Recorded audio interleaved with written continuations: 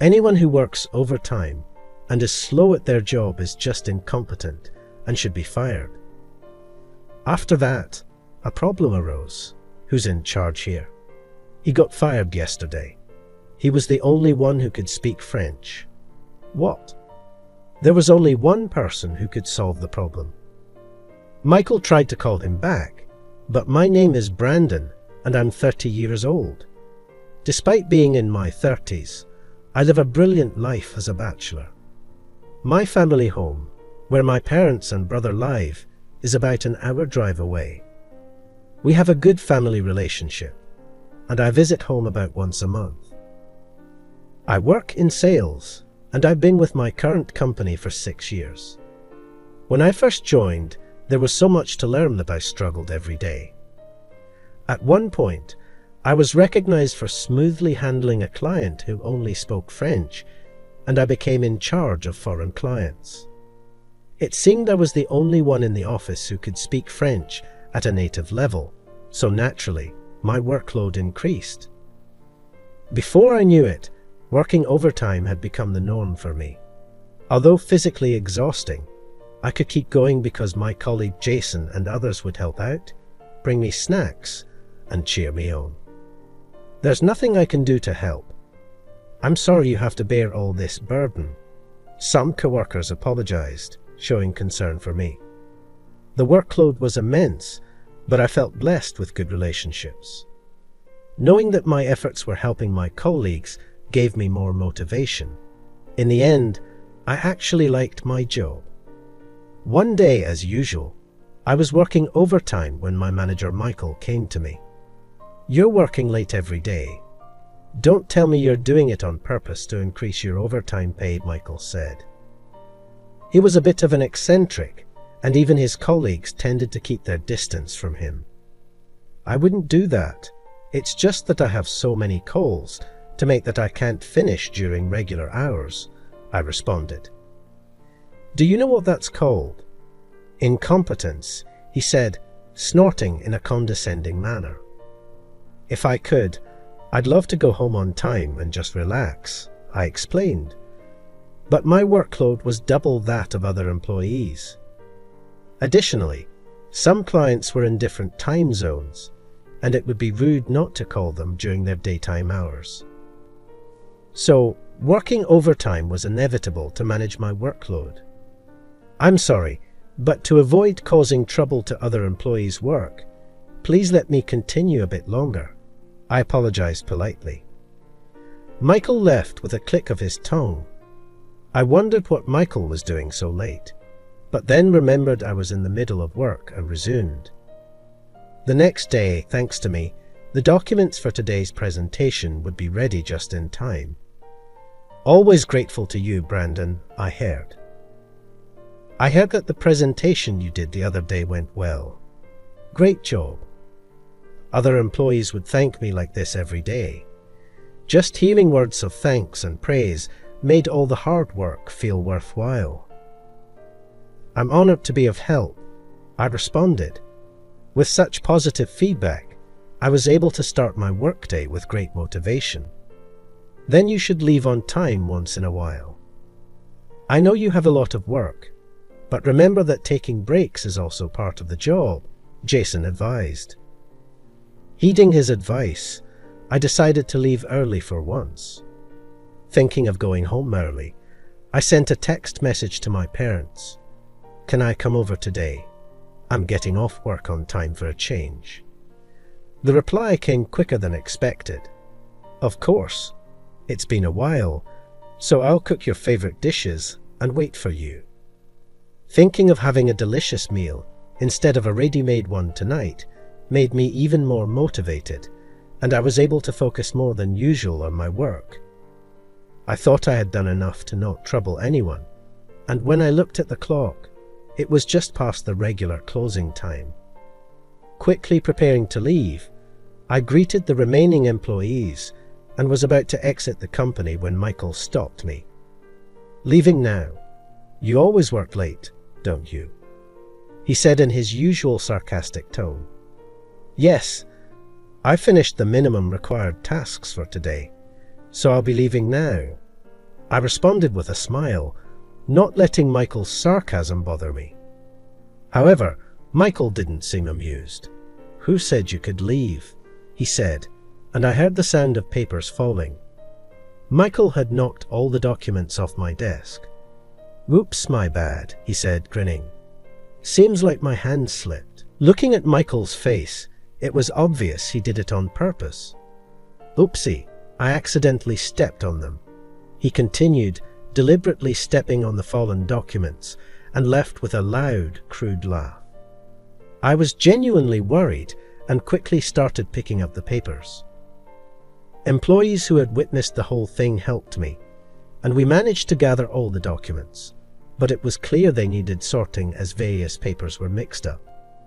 "We'll handle this. Brandon, just go home, man." My colleagues concerned for me urged me to leave. But there were too many documents, and they would end up working overtime. "Thanks, but I'm fine. I'll do it and go home. You all have other work, right?" I said with a smile. They insisted on helping, and thanks to them, we finished much faster than expected. However, when I checked the time, it was already 2 hours past the regular closing time, and I had several worried messages from my mom. I hadn't noticed because my phone was in my bag. I apologized as I messaged back. "Work suddenly got busy and it's late. I'll drop by on my next day off. I'm really sorry, especially after you prepared dinner." I sighed with regret as I messaged back. "It's okay, as long as you're safe. I was worried something had happened." "Come by any time," my mom replied. Reading my mom's reply, I felt a bit calmer and headed home. After the overtime incident, Michael seemed to have targeted me, and his childish harassment continued for a while. I was ordered to redo documents for being unclear, and was the only one not receiving company emails. His blatant harassment led to my colleagues often stepping in to help, but the mental strain and stress were gradually building up. With the additional workload and Michael's harassment, I often worked until the last train. Then one day, while working overtime alone, Michael came again. By now, Michael was a figure of caution for me, and I felt myself tense up. "What is it? What do you mean?" I asked, and Michael's usual condescending tone came through. "Do you even realize how incompetent you are, just scraping off overtime pay?" He said. "I apologize. I'll leave now," I said, starting to prepare to leave. "No, there's no need for you to come back," Michael said with a laugh. "What? Anyone who stays late and is slow at their job is just incompetent and shall be fired." Suddenly confronted with this, I stood there unable to grasp the meaning of Michael's words. "What do you mean?" I managed to speak, my voice strained, and Michael laughed as if pleased. "I mean, incompetence is a nuisance. You don't have to come back, you're fired. Don't make me say it again." Michael left the company with a loud, unpleasant laugh. "I'm fired," I muttered to myself, left alone. After sitting dazed in the office for a while, I realized I had missed the last train and had to take a taxi home. As I looked out of the car window, I thought about the tasks I had to do tomorrow. I need to prepare the contract for ABC Corporation and the presentation documents too. I have to stay late tomorrow, so I can't miss the last train. Is it an occupational habit? Without realizing, I started organizing my tasks for the next day in my head. Then it hit me. "Oh, that's right. I got fired," I muttered, looking at the moon. The taxi driver asked me to repeat. "It's nothing," I replied with a forced smile and got out of the taxi at my house.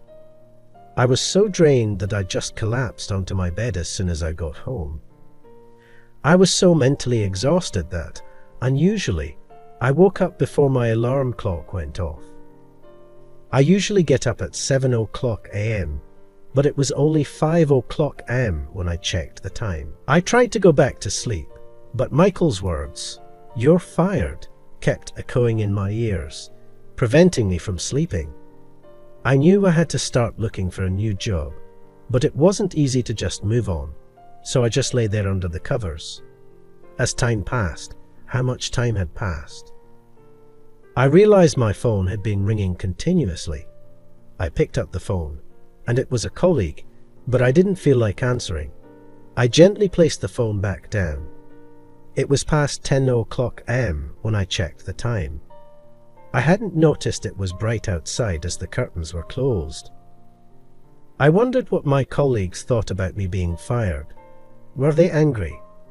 Were some of them happy? Was I as incompetent as Michael had said? The incident had broken my spirit, and I could only think negatively. I have been so devoted to my job, more than I realized. Even when I was a newbie, running around to the point of nearly breaking down, I had never felt this low. Lost in my thoughts, I was startled by the sudden ringing of the doorbell. Who could it be? I slowly got up and peered through the door's peephole, and it was my father.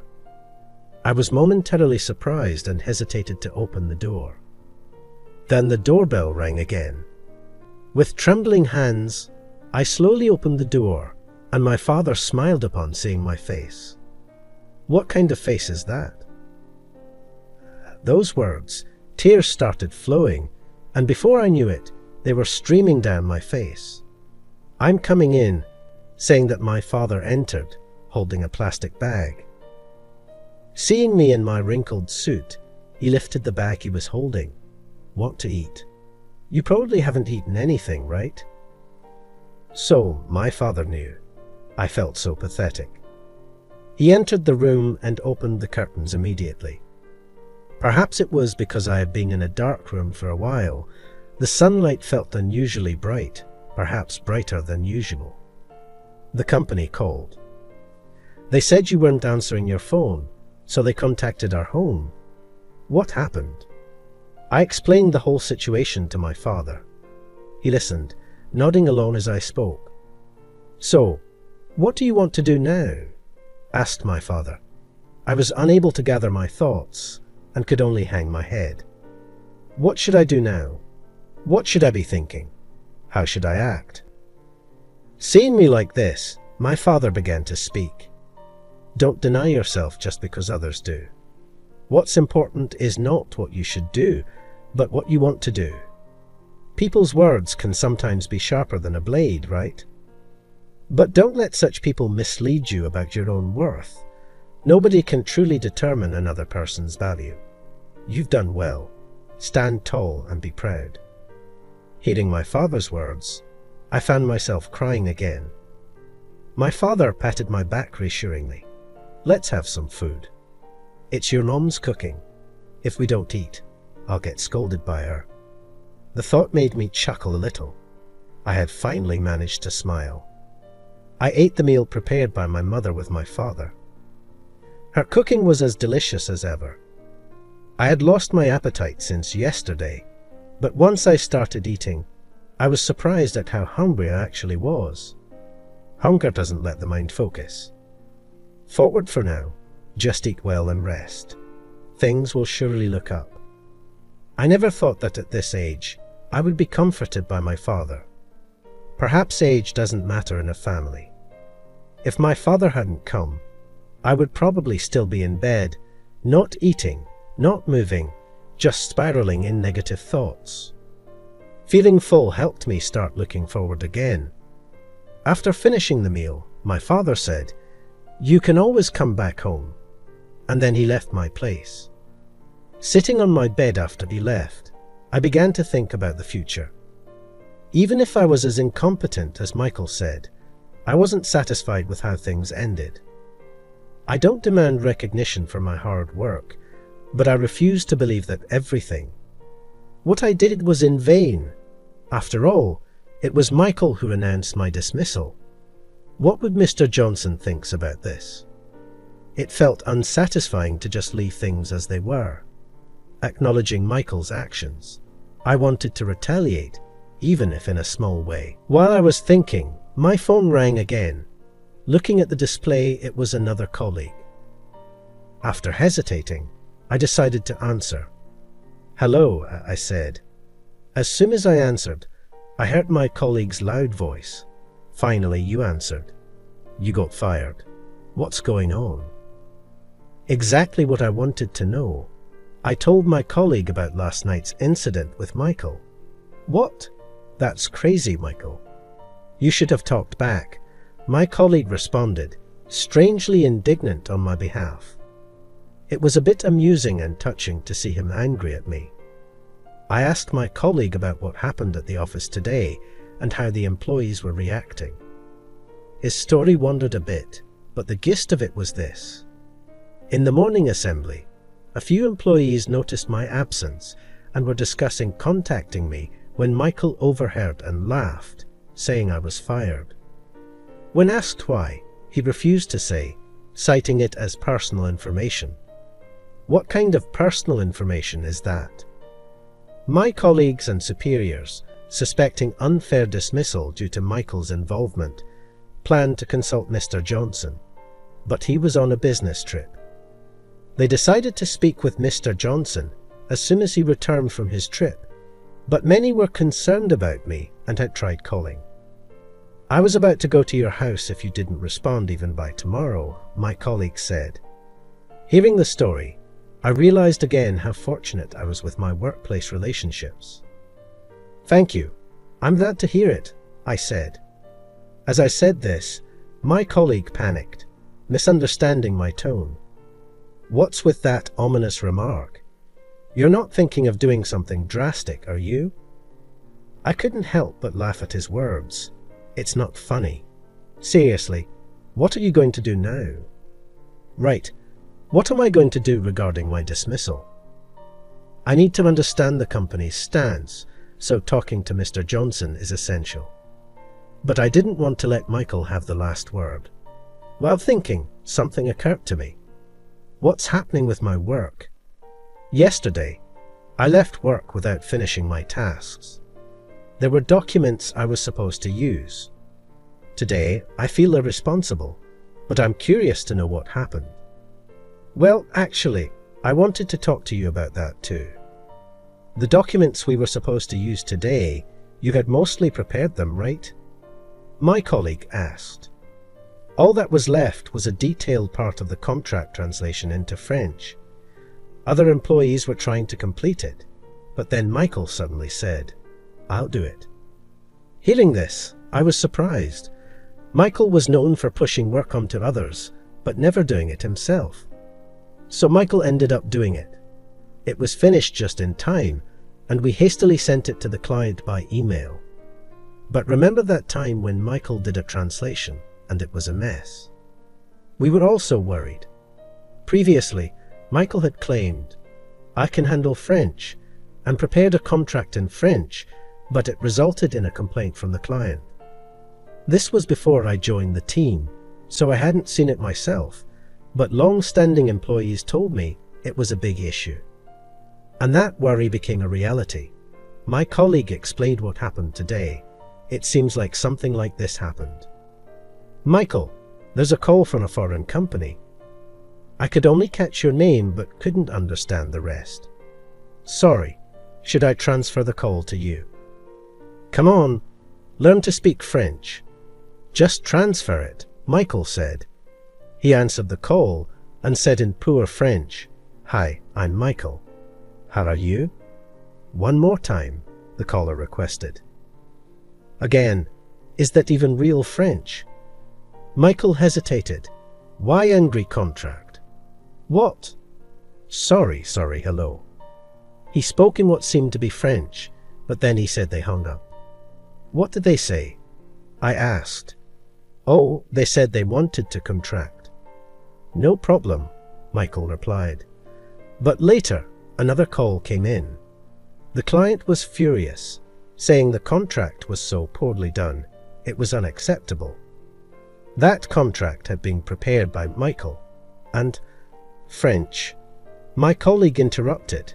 "Who's in charge of this?" "Get them to solve it." He got fired yesterday. He was the only one who could speak French, my colleague explained. I sighed after hearing my colleague's explanation. I haven't seen the contents of the contract, but the fact that they're so upset is proof that it must have been pretty shoddy. And Michael's handling of it just made things worse.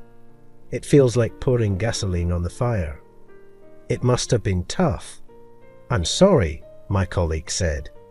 It was my job, I replied. I couldn't think of anything else to say. I wondered if there was anything I could do, but then I remembered I was no longer in a position to be involved. I realized my dismissal was causing trouble for my colleagues. I was plagued with guilt. It's not your fault, Brandon. Your workload was already too much.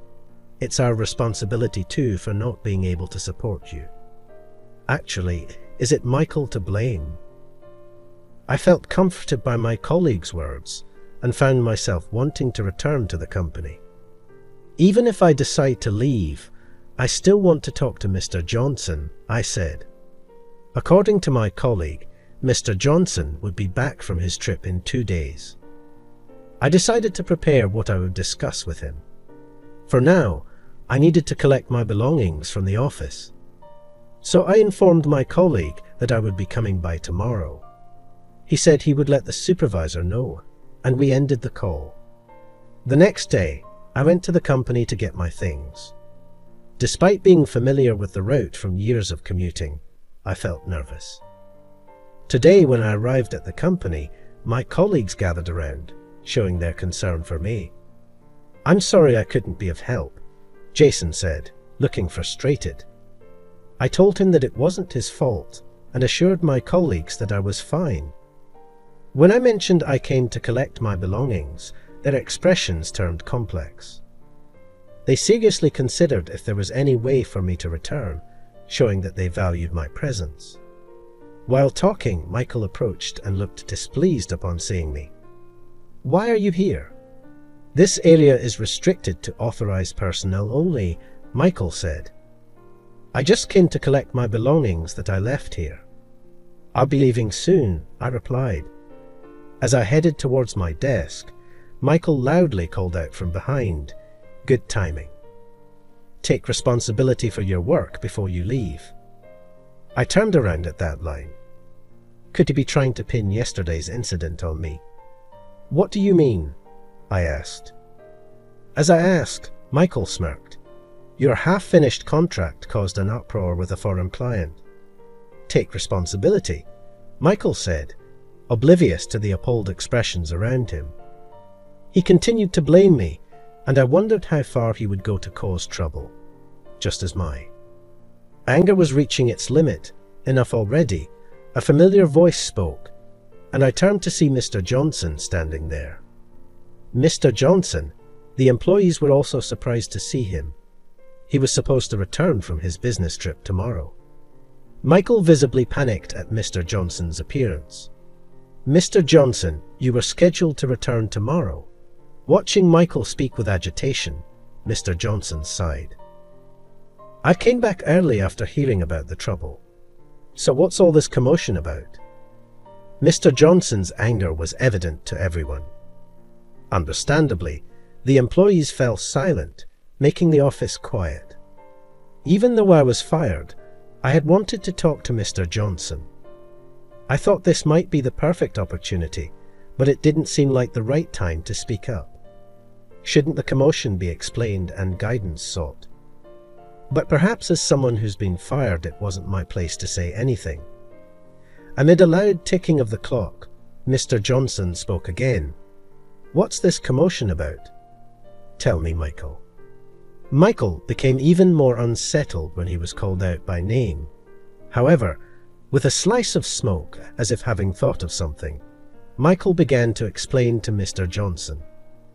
This guy here, he made a sloppy contract that led to a complaint from a foreign client. I was just lecturing him about it.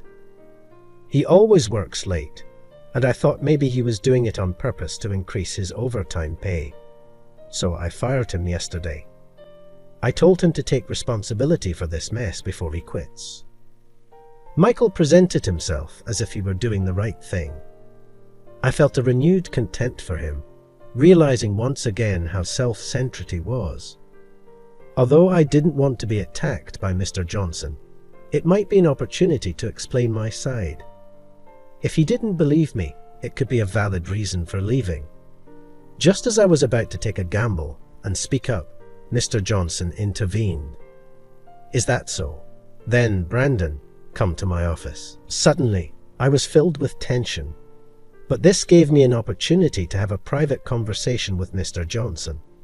Looking at Mr. Johnson, his face was no longer stern, but had a gentle smile. Yes, I left my belongings on the desk and followed Mr. Johnson into his office. It serves him right. This will save me. Upon entering the president's office, Mr. Johnson opened the window. A silent pressure weighed in the air, creating an atmosphere that made it difficult for me to speak. I waited for Mr. Johnson to say something first. I wondered if I was going to be reprimanded, bombarded with questions, or possibly even faced with discussions about damages or compensation. It's a story from about 20 years ago, before this company was founded. Back then, I worked at a regular corporation. I exclaimed, surprised by the unexpected start of his story. Seeing Mr. Johnson's face, it was no longer the intimidating look from before, but a gentle smile. I was about your age back then. I was struggling with work, no matter how hard I tried, disliked by my boss, and on the verge of giving up. That's when a senior colleague told me, "Don't let anyone else's disapproval bring you down. You're doing great. Stand tall and be proud." I was struck by Mr. Johnson's words. They sounded so familiar.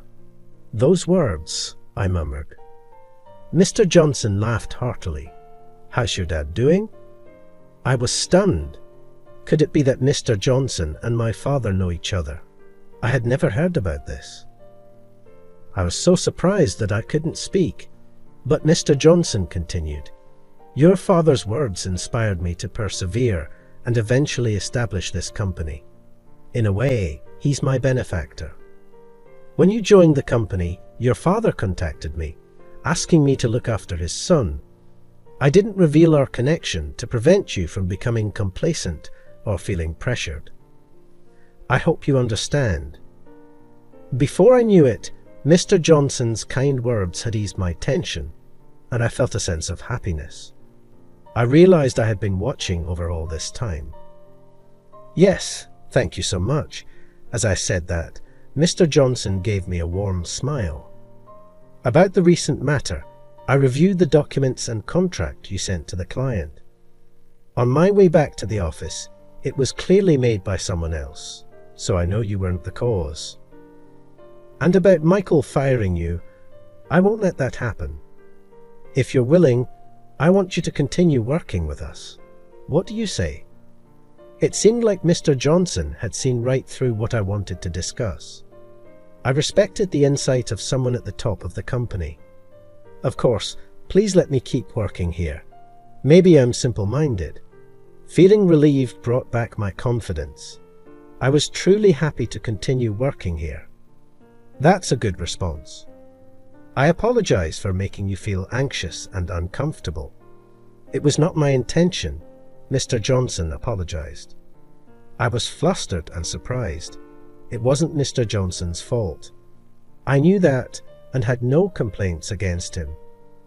"I never wanted you to apologize." "Sorry." I apologized reflexively, and Mr. Johnson chuckled.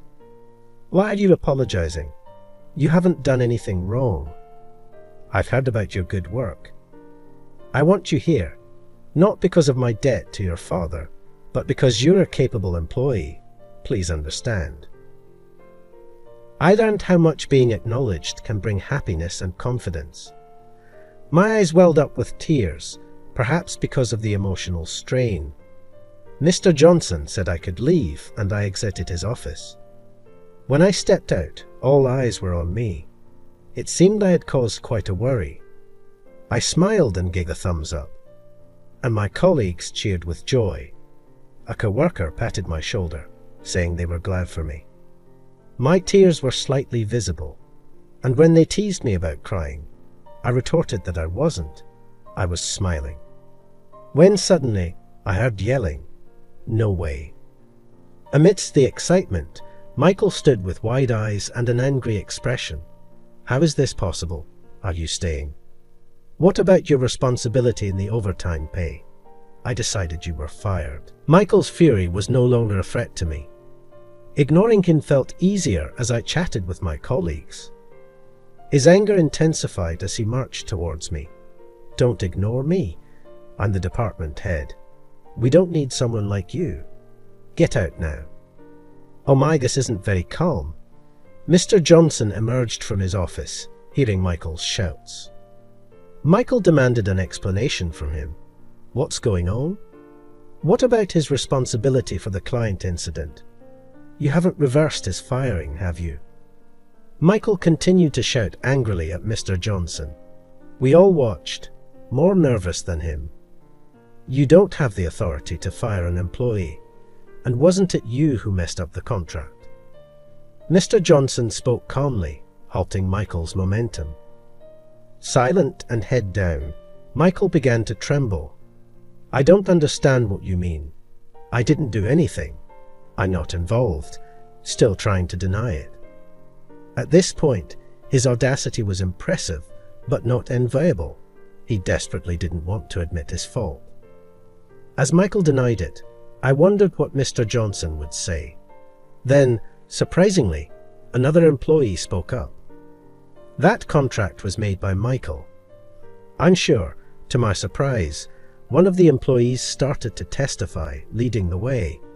Other employees also started testifying. I heard Michael ordering the contract to be sent by email. I heard Michael trying to communicate with the client in French, which he couldn't speak properly. I heard it too. It was clear from the conversation that it wasn't going well at all. Michael was taken aback by the successive employee testimonies, but when he shouted, "Shut up!" everyone fell silent. It was remarkable how much disdain he had garnered as a professional, and it was questionable how someone like him could be a department head. I felt a newfound closeness to Mr. Johnson, and considered asking him about it later. "Michael, why don't you just accept it gracefully? You're making a bad situation worse." As I said this, Michael turned beet red with anger. It was nothing but a tantrum, and he kept insisting he was not at fault. But Mr. Johnson put an end to this blame-shifting plan. "However, we have surveyed footage and computer data history that clearly show your involvement. So, no matter what you say, you're fired."